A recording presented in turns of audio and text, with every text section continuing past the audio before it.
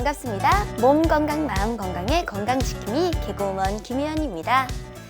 오늘은 천안 이영준 한의원 이영준 박사님과 함께합니다. 몸 건강, 마음 건강.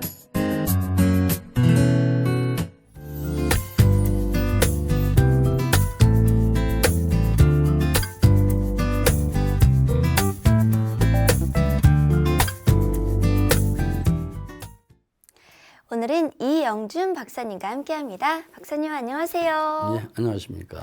박사님 처음 뵙겠습니다. 네, 처음 뵙겠습니다. 네, 박사님의 얘기를 제가 들었는데 한의학 박사시면서 또 의학 박사시고 예. 턱관절의 비밀이라는 건강서적의 저자이라고 하시더라고요. 네, 맞습니다. 정말 만나 뵙게 돼서 얼마나 영광인지 모르겠습니다. 별 말씀입니다. 네, 그래서 이런 책도 써주신 걸 보면 미니 강의 턱관절로 준비해 주신 것 같아요.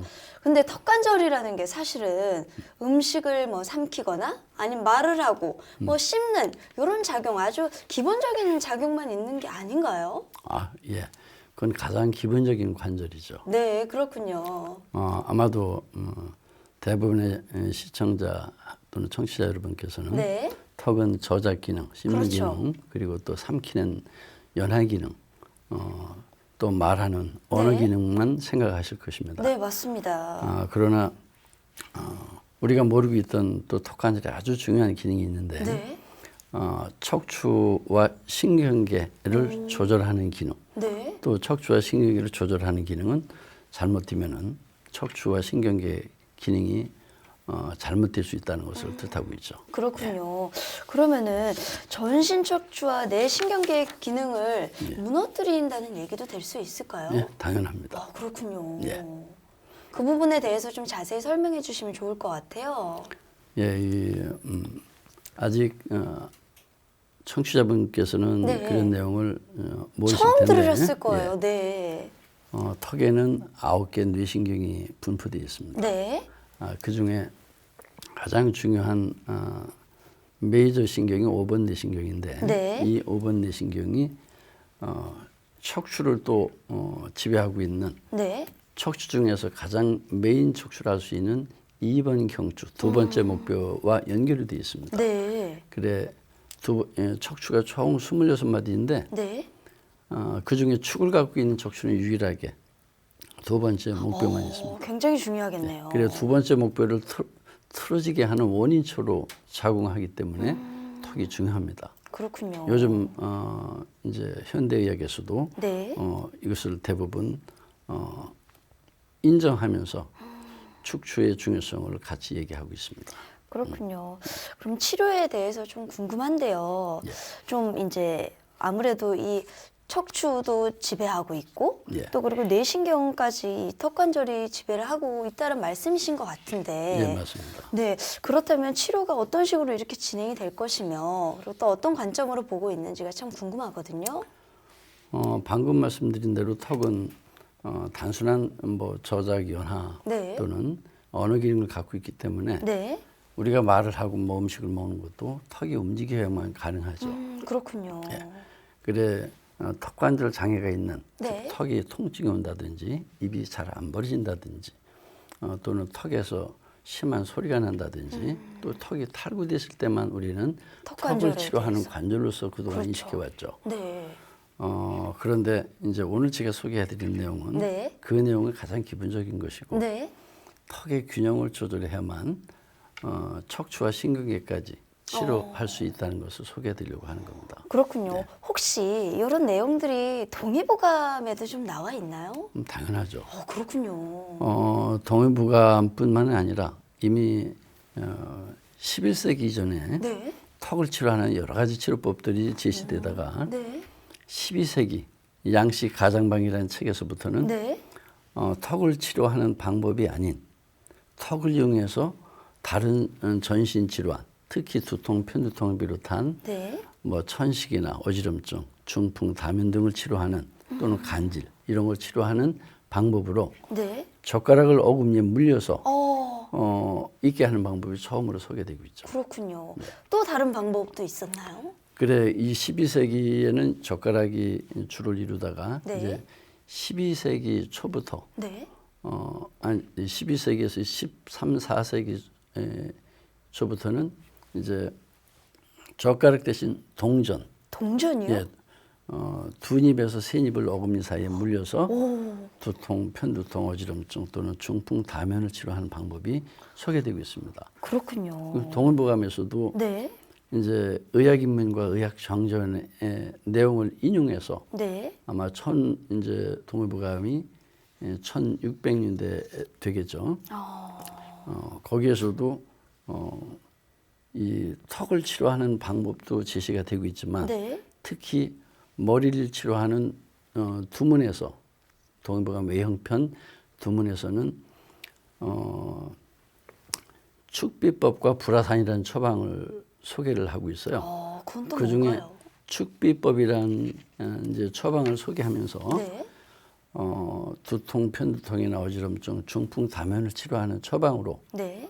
일립금이라는 당시의 구강장치 이름이 일립금이라고 표현했는데 일립금이라는 장치를 어금니다 물려서 입에 침이 가득 고일 때까지 바른 자세로 앉게 하면은 치료가 된다 하는 내용이 소개가 되고 있습니다. 그렇군요. 혹시 네. 박사님 현대에 와서도 이렇게 조선시대에 사용했던 혹은 1000년 전에 사용했던 뭐 젓가락이라든가 뭐 동전은 아니지만 예. 그를 대신한 어떤 현대의 방법들이 있나요? 당연하죠. 그렇군요.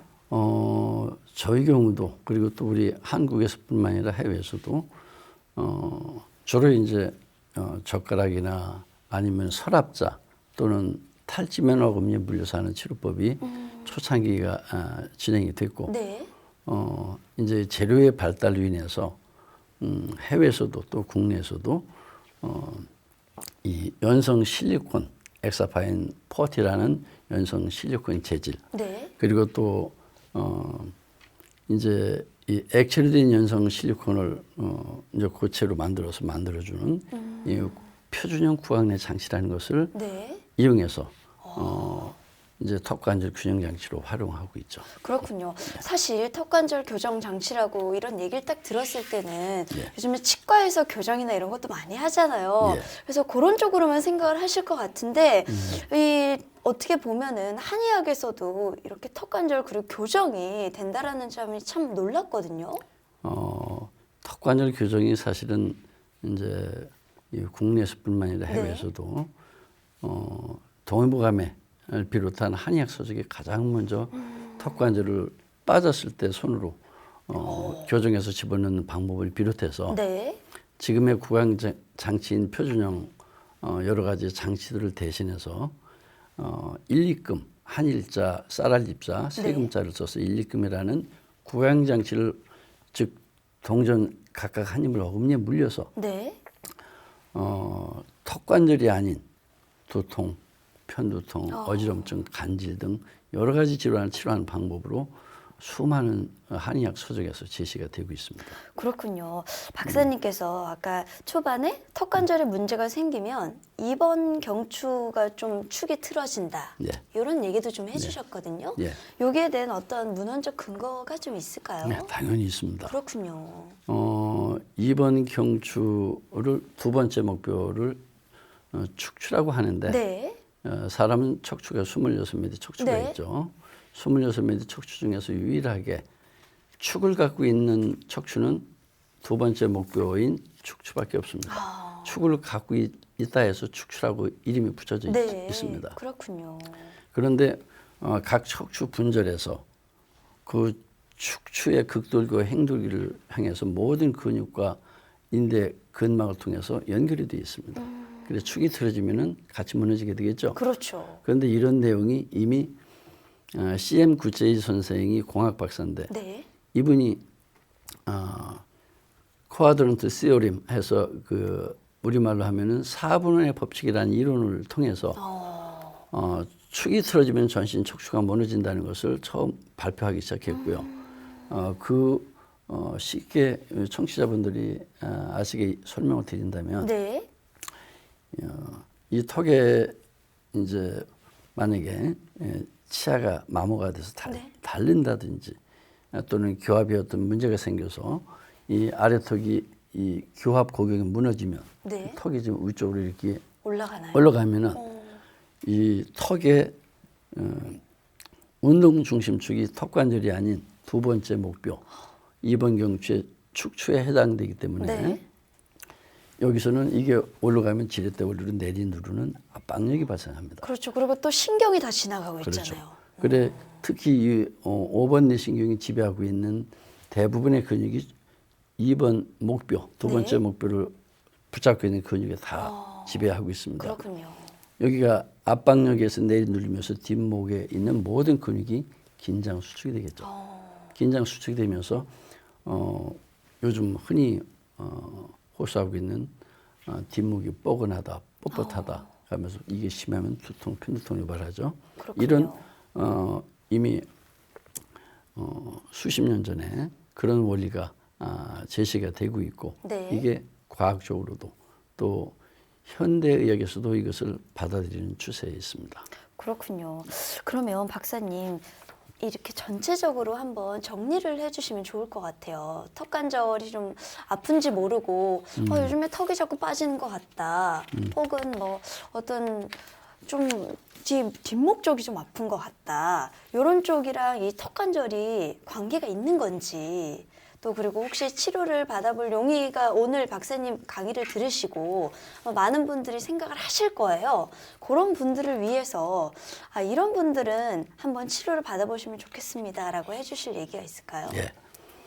오늘 제가 주제를 일부러 턱관절로 정했는데 네. 말씀드린 대로 턱은 단순한 관절이 아닌 전신 척추와 뇌의 신경계를 조절할 수 있는 위치에 있는 관절이다. 네. 그래서 턱의 균형이 무너지게 되면은 네. 턱관절 자체 질환도 생기지만 그렇죠. 우리 신체 척추 질환 내지 뇌 신경계 질환도 생길 수 있다는 내용을 네. 오늘 소개해 드리는 거고요. 네. 그래서 이제 턱을 중요시 하기 위해서 네. 우리는 평소에 이 턱관절이 고장나지 않게 하기 위해서는 여러 가지 운동법과 또는 훈련법, 예방법 등이 또 있겠죠. 네. 좀 어떤 게 있을까요? 예를 들어 주신다면요. 일단 평소에 자기가 갖고 있는 이 평소에 구강 악습관을 없애야 됩니다. 예를 든다면은 한쪽으로만 음식을 씹는 네. 저작 습관을 갖고 있다면 예. 양쪽으로 씹는 습관을 가져야 될 것이고 네, 그렇죠. 예. 또 턱을 괜다든지 뭐 평소에 자세가 바르지 못한 네. 구부정한 자세를 갖고 있으면은 또 한쪽에 과부하가 걸리면서 네. 그쪽에 또 문제를 유발할 수가 있고 또 이제 가장 흔한 것 중에서 자면서 자기도 모르게 이를 악문다든지 네. 또는 이를 간다든지 하는 이갈이 약물기 습관이 있다면은 빨리 의료인을 찾아가서 치료를 해야지 예방이 되겠죠. 그렇군요. 박사님, 하나 궁금한 점이 있는데요. 혹시 임상 사례분들 중에 이분은 참 기억에 남습니다라고 하는 분이 있을까요? 예. 제가 천안에 온 지 이제 한 19년째 됐는데 네. 80대 중반 되는 이제 할아버지였어요. 네. 그분이 턱이 빠져서 왔어요. 어머나. 예. 턱이 빠져서 수건으로 똥똥 동여매고 왔죠. 어머나. 자기도 모르게 조금만 하품하려고 하면 턱이 빠져서 아이고. 하루에도 한두 번 병원에 가서 다시 턱을 맞추고 와야 되니까 아예 묶고 다녀요. 네. 그것을 이제 저는 턱의 디스크 공간을 신경의 압박을 받지 않게끔 네. 제가 양쪽 턱에는 9개 뇌신경이 지나가요. 네. 이 뇌신경이 지배하는 각각의 136개 근육, 68쌍의 근육을 통해서 양쪽 합치면 272개 근육이 되겠죠. 예. 목뼈, 등뼈 연결이 되어 있는데 턱 주변의 모든 근육은 이 신경이 지배합니다. 그래 그 어르신을 장치를 물려서 네. 턱의 시그널을 제거시켜 주니까 바로 뭉친 근육이 풀어지면서 하루 이틀 만에 이 붓도를 매는 것을 피고 네. 매지 않고 이렇게 다니게 했죠. 그렇군요. 오랫동안 그 질환을 앓고 계셨나요? 턱이 자꾸 빠지고 하는 이런 것들이? 오랫동안 앓고 계셨는데 네. 이제 그분이 턱을 고치러 왔다가 네. 턱 탈구를 고치러 왔다가 파킨슨이 있어서 손을 떨면서 몸을 숙이고 질환도 같이 그렇죠. 가지고 이 계셨군요. 단추도 따지지 못하고 따님이 와서 해주던 분인데 한 달 치료하면서부터는 자기가 옷도 입고 벗고 파킨슨까지 치료되는 그런 신비로운 경험을 했습니다. 어머나, 정말 신비롭네요. 아, 참 재밌는데요. 혹시 한 분 더 있을까요? 예, 생각나시는 분이 있을까요?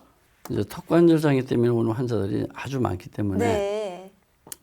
또 저희 클리닉에서는 이제 턱관절의 균형을 잡는 것이 네. 핵심인데 턱의 균형을 잡으려니까 턱이 틀어진 사람이 많죠. 그렇죠. 턱이 앞으로 나온 사람, 뒤로 들어간 사람, 예. 또 옆으로 틀어진 사람도 있는데 네. 이런 틀어진 사람 경우는 대부분 안면 비대증을 갖고 있습니다. 아, 혹시 안면 비대칭이라는 것이 박사님 거울을 봤을 때 눈의 위치가 예. 오른쪽이 살짝 올라가고 왼쪽이 내려가고 이런 분들이 있더라고요. 그것도 맞는 건가요? 대부분의 사람이 네. 정상 대칭 갖고 있는 사람은 잘 없나요? 잘 없습니다. 아, 그렇군요. 지금 우리 MC, 대부분 네.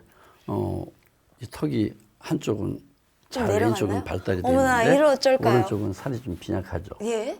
그건 오른쪽 턱에 문제가 있겠구나 하는 예측을 해보게 하는 거죠. 그렇군요.